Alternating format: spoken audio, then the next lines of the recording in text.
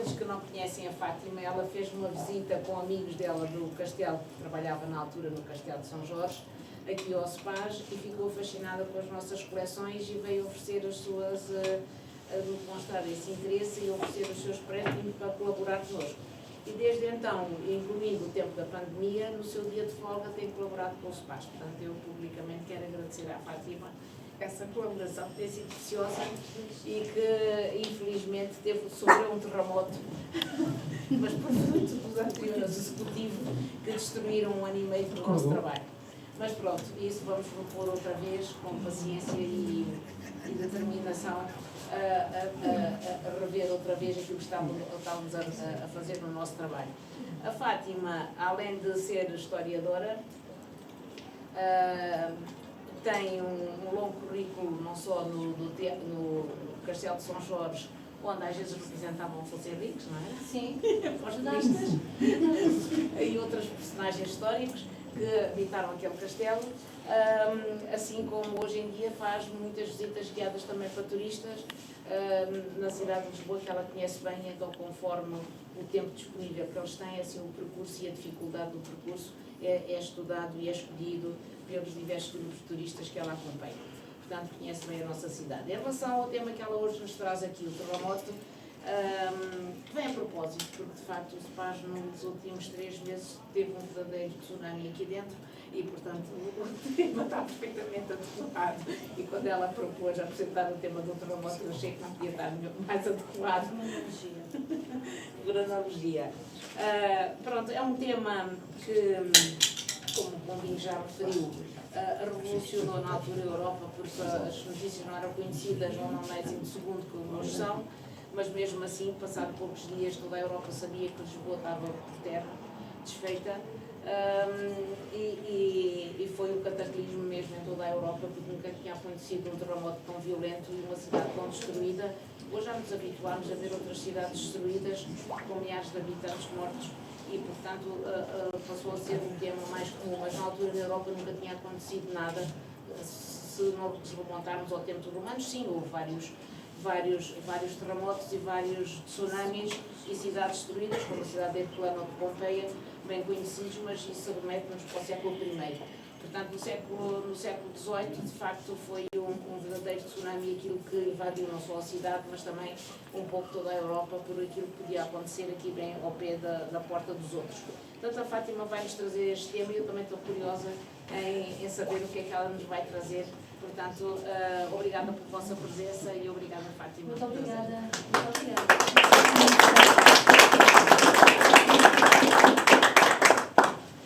Ora, antes de começar, eu quero agradecer a presença de todos vós que se disponibilizaram a se dirigir aqui ao centro numa sexta-feira, portanto, véspera de fim de semana.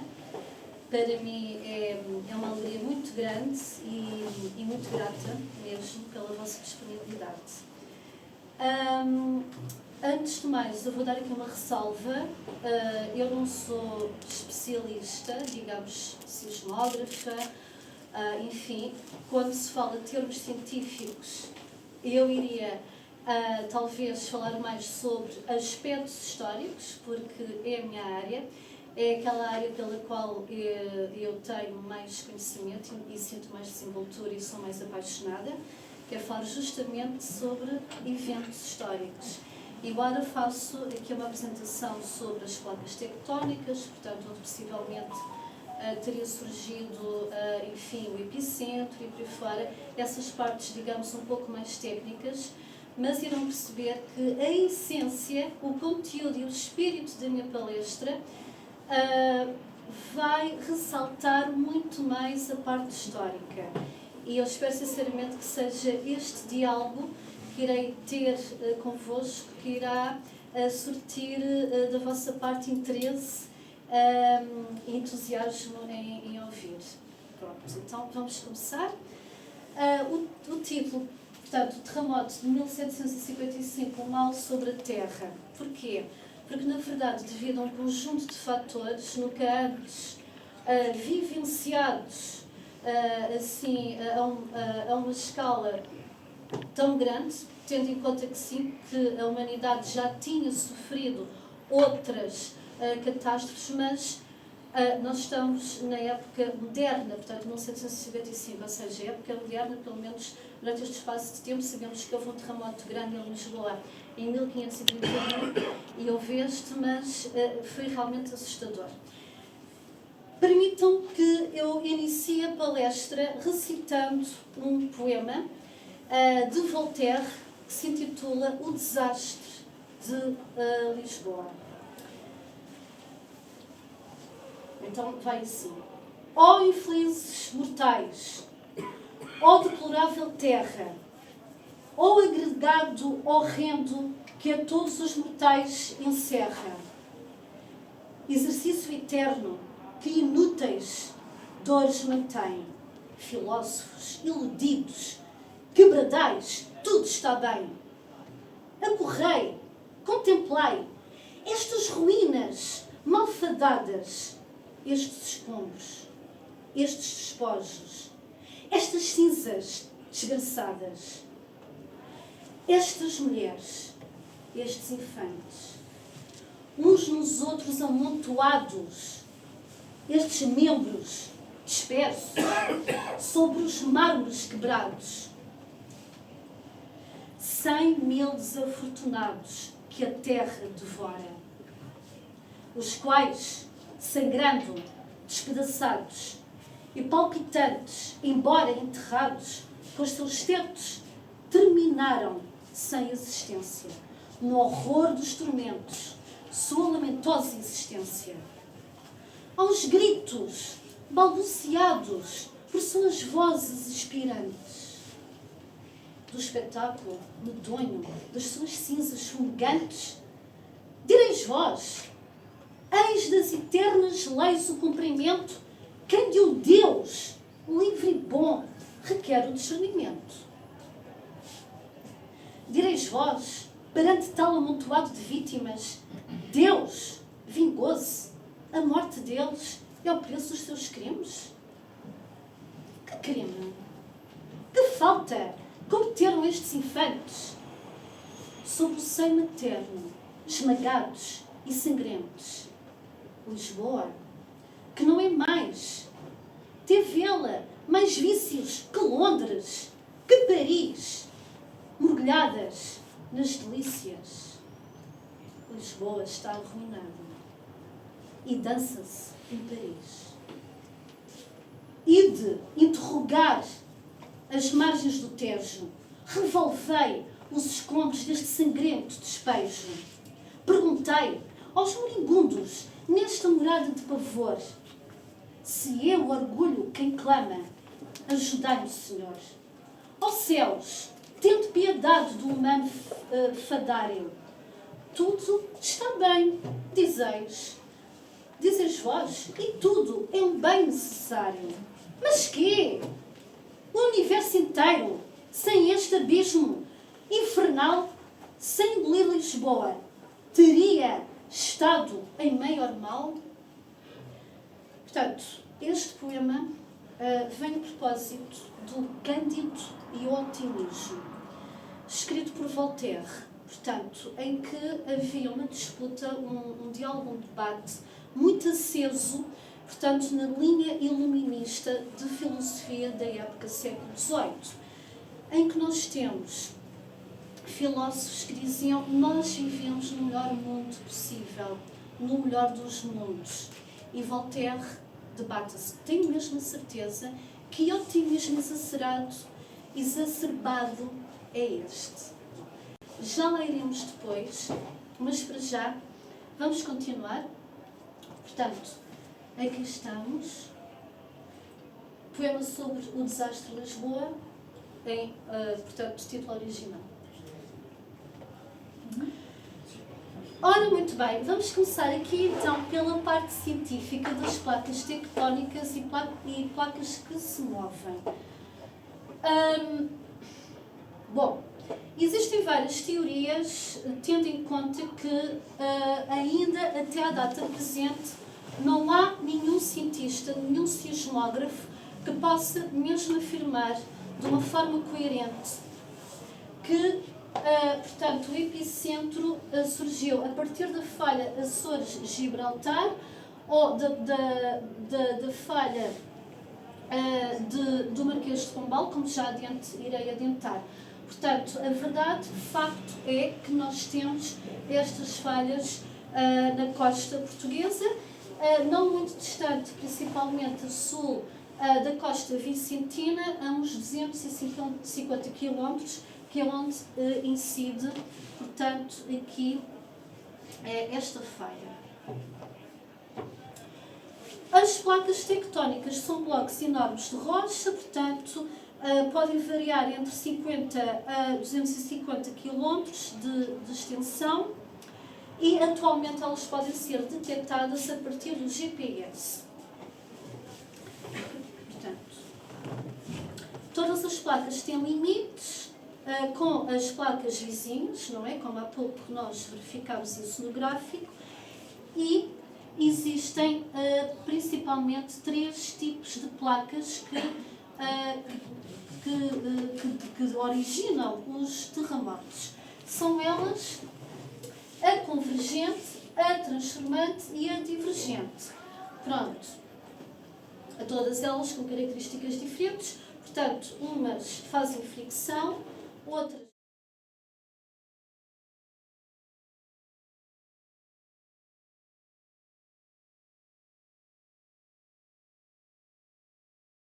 ondas sísmicas. Portanto, ondas, 4 tipos de ondas, as de volume, que são as ondas P, ondas sísmicas mais rápidas e conseguem atravessar qualquer material, seja ele sólido, líquido ou gasoso. Temos as ondas de som ou acústicas, também conhecidas como ondas, visto que as rochas se comprimem e distendem repetidamente antes de, após a passagem da onda, voltarem à forma original. E, por fim, temos as ondas S, que são as mais lentas do que as P, mas ainda assim mais rápidas do que as ondas superficiais. E não conseguem, ao contrário das ondas P, não conseguem atravessar líquidos nem gases, pelo que não podem atravessar o núcleo externo da Terra, que é feito de metal fundido.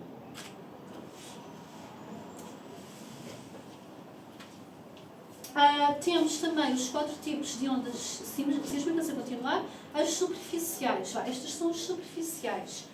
Ondas de highlight ou de love propagam-se paralelamente ao solo. São menos rápidas do que as ondas de volume, mas perdem energia mais devagar. As ondas de highlight têm um movimento elíptico vertical e são tipicamente descritas como um movimento de balanço semelhante ao das ondas que sentimos no barco. Pronto. As ondas love resultam de uma interação entre as ondas S, movendo o Sol lateralmente num plano horizontal, sem causar qualquer tipo de movimento vertical. Pronto. Cá estão elas. Ok? Wave, S, love e raylight. Peço desculpa. Agora, pronto, exato. Aqui fala, ou seja, à época, a partir de um inquérito elaborado pelo Marquês de Pombal, consegue-se mais ou menos apurar a magnitude do terremoto. Mas não se consegue apurar, mais uma vez eu reforço, a parte do epicentro, ok? Mas este relatório, este inquérito, eu irei mostrar-vos mais adiante. Pronto, cá está. Agora vou-vos falar das falhas. A planície abissal da Ferradura, portanto, aqui, situada sensivelmente nesta área. Não se viu o cursor. Não se viu o cursor? Ok. O dedo. Pronto, a ferradura está aqui nesta zona. A planície abissal da Ferradura, a sudoeste de Portugal continental, no fundo do oceano, o qual tem mais de 100 km de comprimento e evidencia um deslocamento vertical superior a 1000 metros em determinados locais. É uma das falhas apontadas como podendo ter estado na origem do terremoto e tsunami de 1755. Portanto, eu reforço aqui a parte do tsunami, como adiante também já irei focar com maior detalhe. Em 1997, chega ao Centro de Geofísica da Universidade de Lisboa, Névio Zettilini, trazendo a identificação de uma estrutura ativa muito perto da costa portuguesa e capaz de gerar sismos importantes. Situa-se apenas a 100 metros a oeste do Cabo de São Vicente.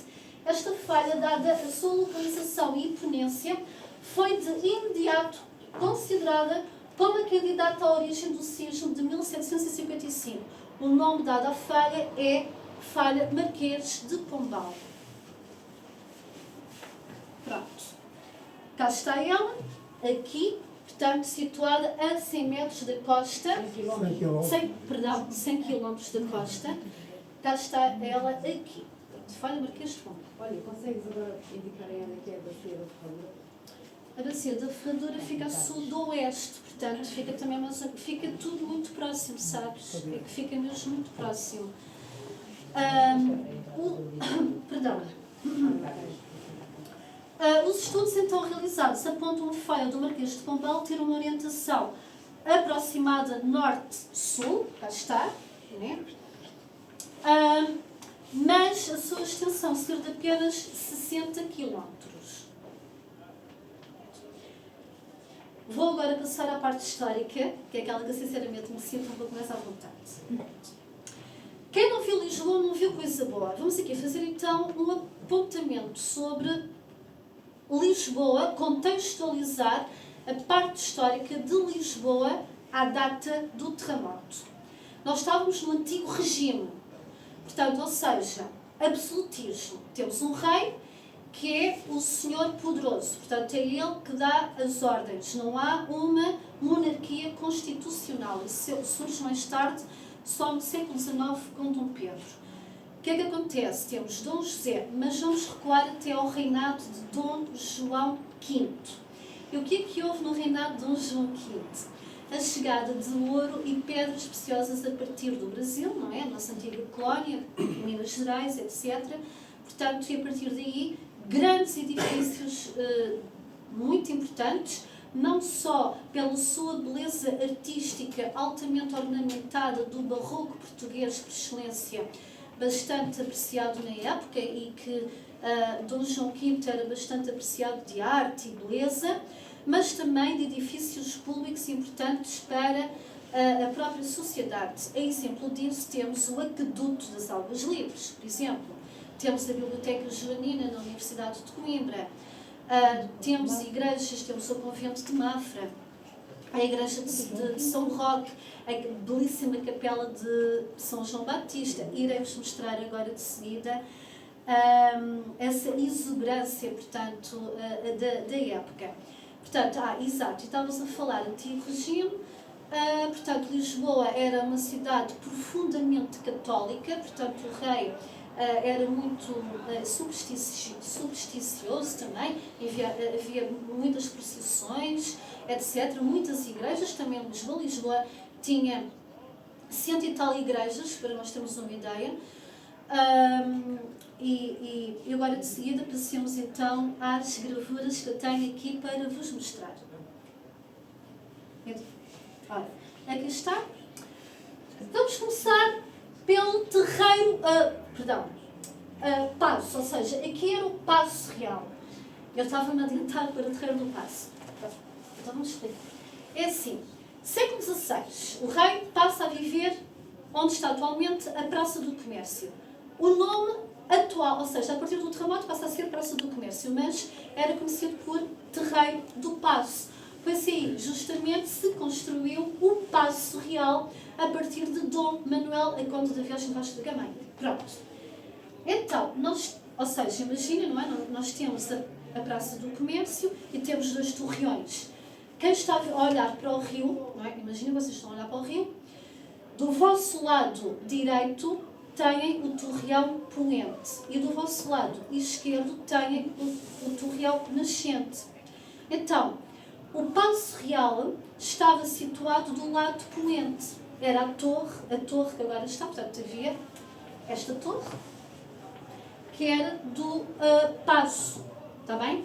Então, ou seja, a partir de Dom Manuel I até Dom José I, que foi o rei do terremoto, a família real passa a viver aqui, que é a segunda residência oficial real. Portanto, a primeira estava no Castelo São Jorge, esta é a segunda, e a terceira passa a ser no Palácio Nacional da Ajuda. Eles vão para a Ajuda porque o terremoto não destruiu tanto essa zona. Aliás, até passa a ser a barraca real, porque era feito de madeira a casa do rei. Então, seria assim. Estas constituições, a meu ver, uma parte, mas eu tenho que dizer isto, estão extremamente bem feitas. Eu tenho imenso gosto em poder-vos mostrar. Esta é uma pintura da época, pronto, que foi data século XVII, quando esta gravura foi pintada. Continuamos. Terreiro do Paço. Aqui, este quadro é bastante conhecido, é do século XVII e é quando da chegada do rei Dom Carlos I da Inglaterra, portanto, porque, ou seja, é o início da nossa dinastia de Bragança, portanto, a última dinastia, com o rei Dom João IV, e ele casa a filha Catarina de Bragança com o rei Dom Carlos. Pronto. Então, são essas festividades. Agora, aqui é a Praça do Rossio. Pronto, ou seja, não dá para reconhecer, ficou completamente irreconhecível, mas posso-vos adiantar, aqui este edifício era o Hospital de Todos os Santos, está bem? Castelo São Jorge, que na altura ainda tinha o antigo Paço Real. Embora o rei já não vivia lá, mas o paço continuou aliás até o século XVII, depois converte-se em quartéis militares. Pronto, Hospital de Todos os Santos. Ironia, reparem, 1 de novembro é dia de quê? Todos os Santos. O incêndio vai deflagrar em consequência, portanto, dos abalos que já adiante irei-vos falar, mas posso já adiantar que as velas ao caírem, portanto, causaram grandes incêndios e dos quais resultou também a ser uma catástrofe maior em Lisboa. E foram os incêndios que, infelizmente, destruíram o hospital. Digo infelizmente, para já porque era hospital, e segundo porque era considerado um dos melhores hospitais da Europa, devido às excelentes qualidades de serviço do hospital. Portanto, sabemos que as camas eram mudadas todos os dias, os pacientes eram regularmente lavados, etc. Pronto, uma parte, mas eu considero que é importante. Cá está um pormenor melhor, portanto, sobre o Hospital Todos os Santos. E, aliás, o Hospital Todos os Santos estava situado transversalmente entre a Praça da Figueira até a área sensivelmente ali onde está o Teatro Nacional Dona Maria II. Aliás, ali, depois mais tarde, passa a ser o Tribunal dos Estalos, do Santo Ofício. Eu estou-me a rir porque eu estou a lembrar aqui do pormenor, a ver se eu me recordo. Aliás, antes que me esqueça, eu tenho que vos dizer isto. O Tribunal do Santo Ofício, recordam-se do poema do Voltaire, que teria sido, afinal, Deus é castigador e vai destruir uma cidade em que vai matar inocentes. O Tribunal do Santo Ofício foi o primeiro a cair. Segundo os testemunhos da época, os bordéis do Bairro Alto, da zona do Bairro Alto, não caíram. É uma coisinha. Pronto. Então, continuamos aqui com o paço. Aqui é a parte lateral do paço. Ao menino e ao borracho põe-lhe Deus a mão por baixo. A Casa dos Bicos. Reparem. A Casa dos Bicos, pronto. O que resta da Casa dos Bicos, da fachada original, a Casa dos Bicos é de 1521, é da família Alquerque, portanto quem vai para lá morar é o Brás de Alquerque, que é o filho do Afonso Alquerque, e resta apenas aqui o resto de chão, o piso térreo e o primeiro piso. Estes dois, que era a zona habitada, colapsaram completamente. Pronto, e só em 1982 é que se vai reconstruir a parte de cima da Casa dos Bicos. Agora, arquitetura e arte joanina e exuberante. E, perdoem estes adjetivos, mas eu não consigo evitar. Esta capela, meus senhores e senhoras, aqui presentes nesta sala, façam um favor aos vossos olhos e entrem na Igreja de São Roque.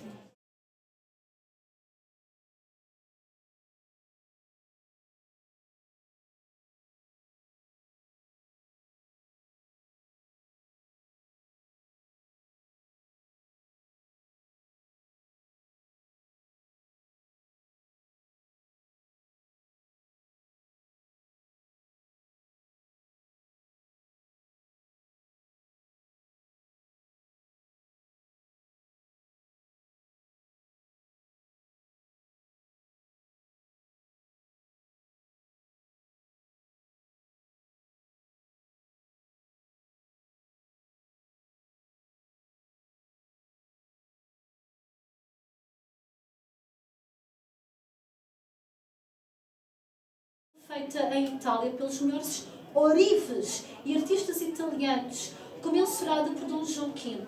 Portanto, imaginem, ela de Itália vem para Lisboa dividida em 3 barcos, chega ali à igreja e é completamente toda ela montada.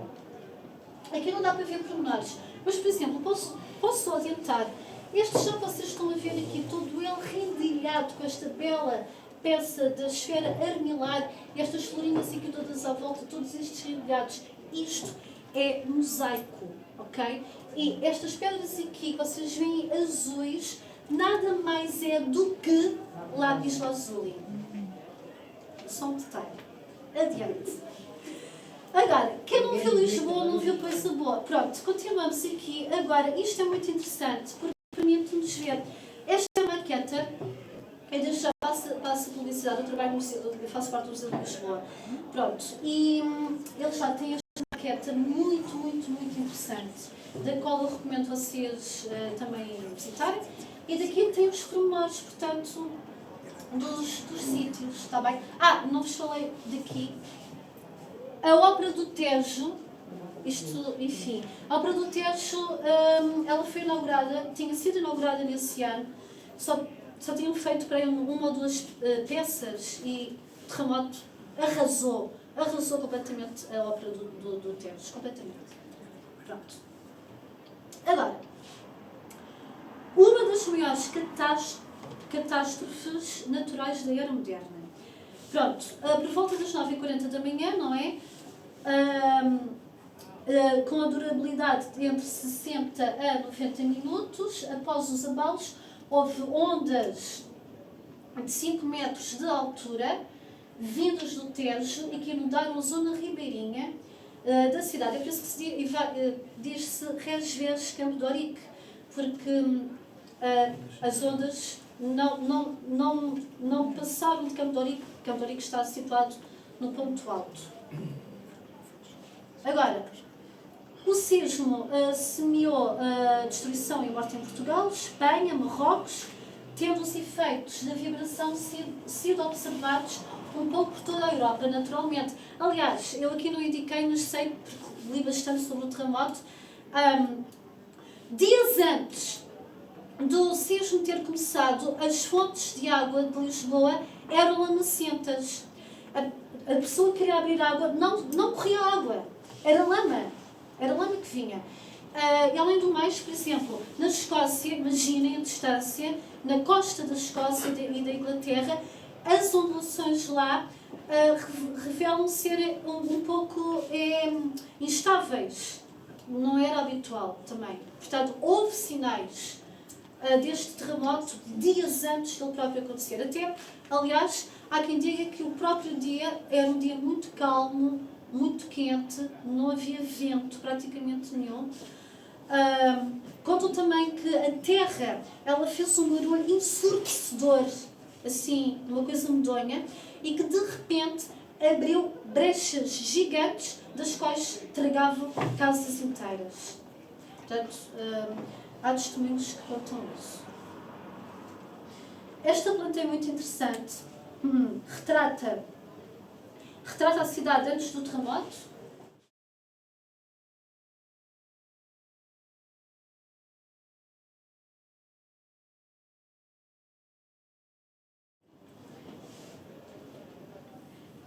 Ok.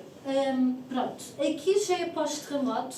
Começa a haver os acampamentos e a lei marcial. Como nós sabemos, logicamente que o terremoto, enfim, também destruiu as prisões e os prisioneiros saíram claro, naturalmente, libertaram-se, mas andavam aí a saquear. E Marquês de Pombal, como tinham um pulso firme, enforcava-os, a visto, portanto, a olho público, como a dando exemplo. Pronto, isso chegou a acontecer. Aqui é a destruição da ópera. Este edifício era a ópera. Atualmente nós temos a igreja do Carmo, não é? As ruínas o convento do Carmo, do século XIV, que permanece em ruínas como sendo uma memória desse dia. Cá está. Okay. Muito interessante esta igreja também. Este quadro é uma alegoria clássica, portanto, ao terremoto. E quando digo alegoria é porque tem figuras alegóricas, anjos, portanto isto é um retrato assim mais fantasioso, não é? Alegórico. Agora, esta imagem está muito real, isto foi retirado a partir de um vídeo que está no YouTube, que fala sobre o terremoto, e há esta imagem que é captada a partir desse vídeo, que mostra o tsunami, como teria sido. Naturalmente. Terra, água e fogo. Uma tragédia nunca vem só. A verdade é que Lisboa foi destruída pelos 4 elementos, porque faltou ar. Ou seja, sem ar, o fogo também não se proporcionava, não é? E o fogo alastrou-se durante 4 ou 5 dias. Fogo intenso. Não era fogo, é incêndios. Portanto, a palavra correta é mesmo incêndios, porque, assim, das casas que tinham ficado intactas, vieram os incêndios e destruíram essas casas. Ok?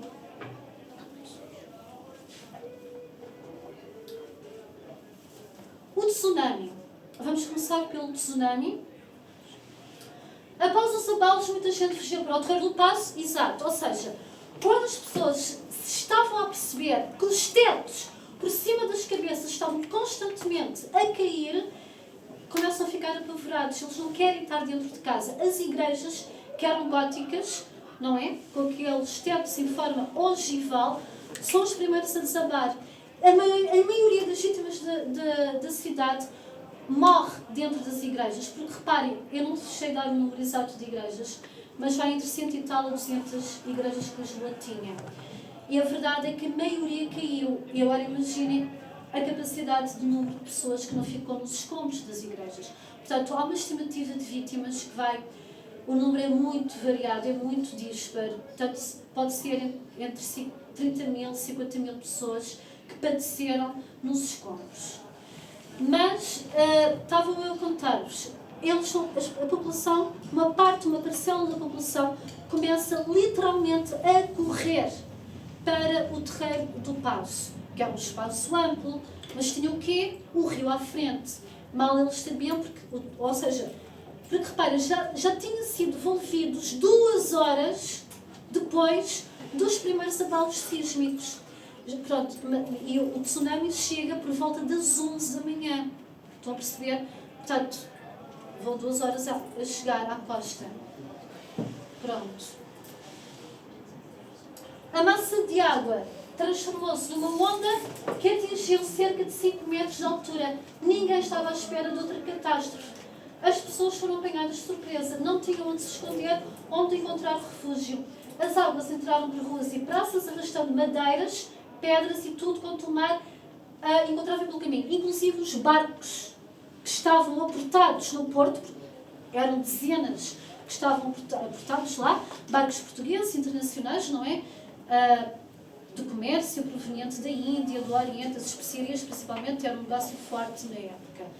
E então os barcos ficaram completamente estrelhaçados, grande parte deles, quando batiam na costa. Uma testemunha refere que o rio, visto da praça, se ergueu como uma montanha de água. O capitão do navio, a uns 300 metros da costa, disse ter medido a subida do rio em cerca de 6 metros.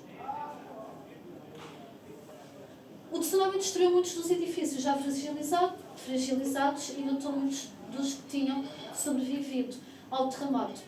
É impossível dizer ao certo quantos terão morrido devido ao tsunami, mas estima-se que tenham sido à volta de 900. As vítimas provocadas pela onda que avançou terra adentro cerca de 250 metros. Os incêndios. As igrejas, claro, é aquilo que eu já tinha adiantado, estavam cheias de gente. Era tudo iluminado com velas, candelabros, naturalmente. Porque os abalos eles vão continuar até ao final do ano, daquele ano. Quase que não houve dia sem abalos. As casas elas eram decoradas com tapeçarias, com tapetes, portanto, e cortinados, não é? Altamente de veludo, materiais altamente inflamáveis, e isso fez com que a tragédia do incêndio fosse também a uma escala tão grande. Deflagraram principalmente a partir da zona do Rossio, daí o Hospital de Todos os Santos ter sido um dos primeiros a ter sido afetado pelo incêndio. Lá está, as velas, os candelabros, não é? Está aqui tudo, já tinha dito esta parte. Os acampamentos, as perdas materiais. Agora sim, é um apanhado interessante para termos uma ideia sobre o geral da destruição de Lisboa a nível material, a nível dos próprios edifícios. Das 200 igrejas que existiam em Lisboa à data do terremoto, só restaram 20. Já em relação às casas, apenas 15% se mantiveram intactas, embora esta estimativa possa incluir as demolições que tiveram de ser feitas para reconstruir Lisboa.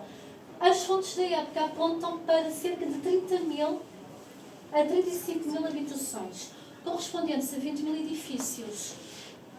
Depois do terremoto, só restaram cerca de 3.000 edifícios sem danificações sérias.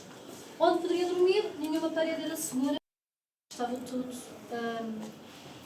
em avançado estado de degradação.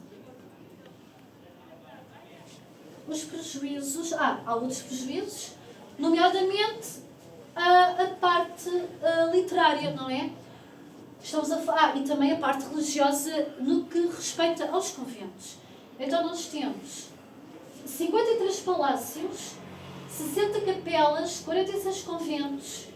O número de bibliotecas e livros antigos perdidos no desastre foi igualmente assombroso, além dos 55.000 volumes de biblioteca do Conde de Ericeira, perderam-se as livrarias do Duque de Lafões e do Marquês de Valença. Pronto.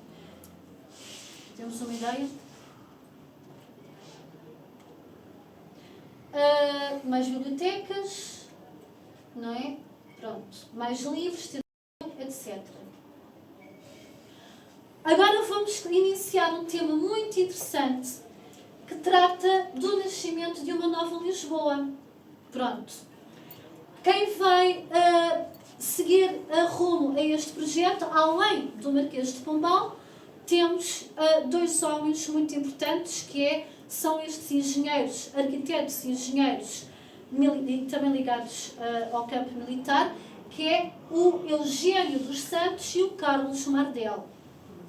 Pronto. Exato, influenciados, logicamente, pelos ideais do iluminismo, como não poderia deixar de ser. E passa a ser uma cidade muito mais institucional e não tão religiosa, de caráter religioso. aqui está. Deixa de haver o Hospital Real de Todos os Santos e passa a haver o antigo convento de Santo Antão, o novo, que ficou destruído, passa a ser aí o Hospital de São José. Pronto. Este quadro, sebejamente conhecido, não é? Marquês de Pombal, apontando a uma nova cidade, o projeto em papel. Devo frisar aqui algo muito interessante. Em 3 anos envolvidos após a catástrofe, já temos um novo projeto desenhado em papel. Portanto, a reconstrução de Lisboa inicia imediatamente 3 anos após a catástrofe. Relativamente rápido, a meu ver. Este plano é muito interessante. O que é que nós temos aqui? Temos a Praça do Comércio, temos aqui a Baixa, temos o Bairro Alto e o Chiado. Esta zona rosa não contempla do projeto de reconstrução. É Alfama. Alfama não ficou tão danificada pelo terremoto devido a um fator muito importante, a rocha. Portanto, sendo o bairro sido construído assente em rocha, rocha é sólido, fez com que ainda permaneça até à data presente as ruas labirínticas e estreitas, tão características de um bairro medieval. Ainda há lá casas também do século XVI, portanto, que confere isso justamente. O terremoto não vai danificar tanto aqui a zona mais oriental da cidade. O que é isto? A gaiola.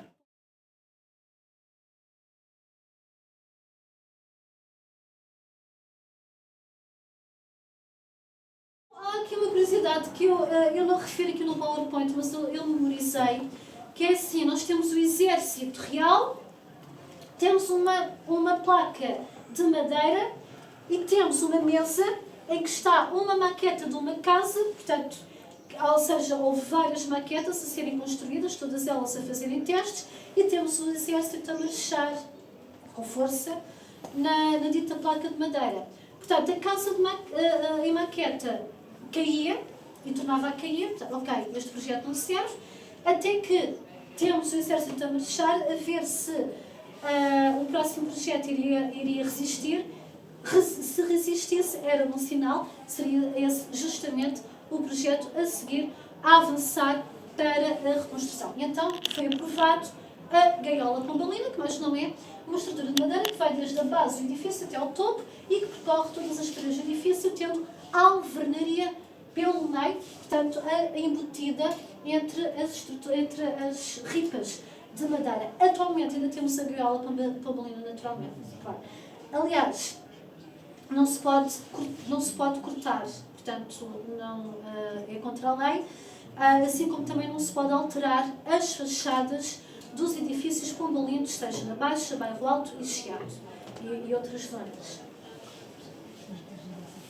Caso haver um abalo sísmico, a casa mantém-se, a casa vai a balançar, mas a tendência é que não caia porque tem a proteção da gaiola. Cá está a alvenaria. Atualmente serve também como elemento decorativo, não é? E com certeza todos nós aqui, acredito, que já tínhamos entrado numa casa em que tínhamos encontrado esta estrutura, assim.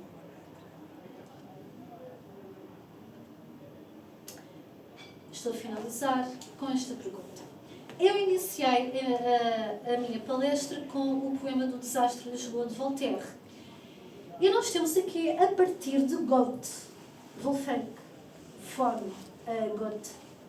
Este filósofo é alemão, portanto, já do século XIX, ele tinha 6 anos de idade, quando o terremoto ocorre, e ele vai questionar se eles realmente eram dos castilhadores ou não. Portanto, ele dá uma espécie, digamos, de resposta a Voltaire, e diz assim: em Frankfurt, um menino de 6 anos, chamado Wolfgang von Goethe, ficaria profundamente impressionado pelo impacto que o grande terremoto exerceu sobre os adultos à sua volta. Ele próprio parece ter perdido, naquele momento, a noção de um Deus amistoso e protetor. O rapazinho, que ao ver toda a gente Perdão. O rapazinho, que ao ouvir toda a gente a falar sobre o acontecimento, estava profundamente impressionado. Deus, o Criador e Preservador do céu e da terra, Deus, de que se diz ser omnisciente e misericordioso, tem-se mostrado um mau pai, pois tem atacado de igual forma os justos e os injustos. Tentava em vão a jovem mente combater esta ideia, mas estava claro que mesmo os teólogos mais eruditos não conseguiam pôr-se de acordo sobre a forma de explicar tal desastre. Mais uma vez o debate. Dou por concluída a apresentação.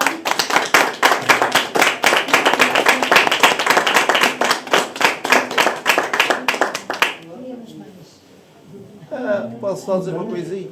Agora sim, estão todos à vontade, por favor, para questionar e fazer as vossas perguntas e as vossas observações. Eu não vou questionar, eu vou trazer a palestra só para o âmbito do mergulho. Então, agora, sem pretender roubar os louros ali à palestrante, vou trazer a coisa para o âmbito do mergulho. Muito bem. Ou seja, há aqui uma coisa que foi referida e muito bem, que é a reconstrução da Baixa Pombalina. Faltou só ali uma coisinha, mas a Fátima certamente sabe isso